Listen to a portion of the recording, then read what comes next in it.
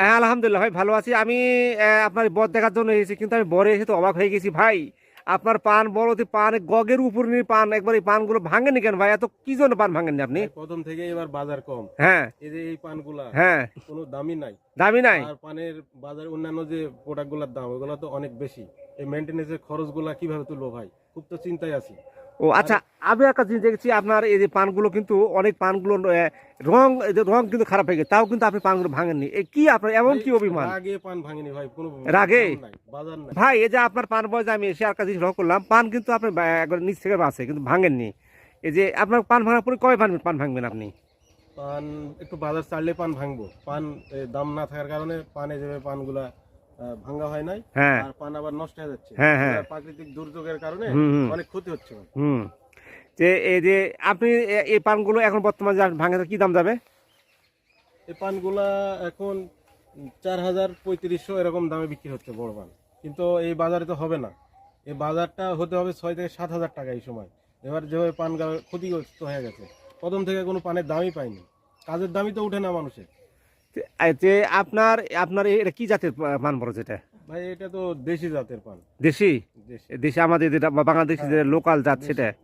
তো এরপরে আপনি চিন্তা করছি যে হাইব্রিড পান চাষ করতে হবে ভাই। এটা হাইব্রিড থেকে দেশি পান কিন্তু আপনার ফলন বেশি হয়, হাইব্রিড পান বড় বড় হয়।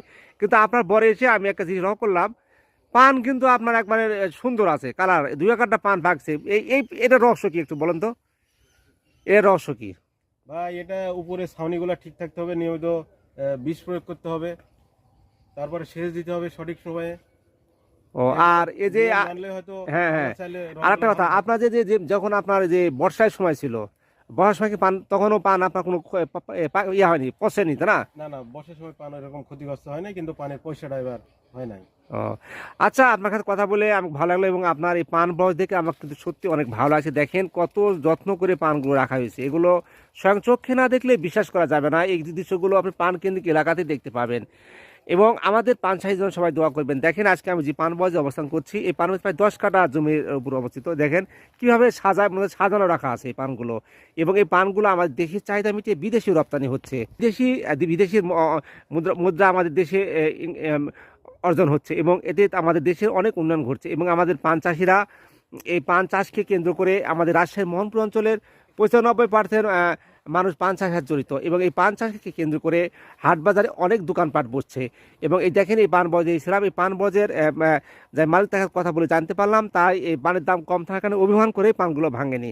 এবং সে বলছে কমপক্ষে 200 টাকা বিড়া পানগুলো থাকতে হবে।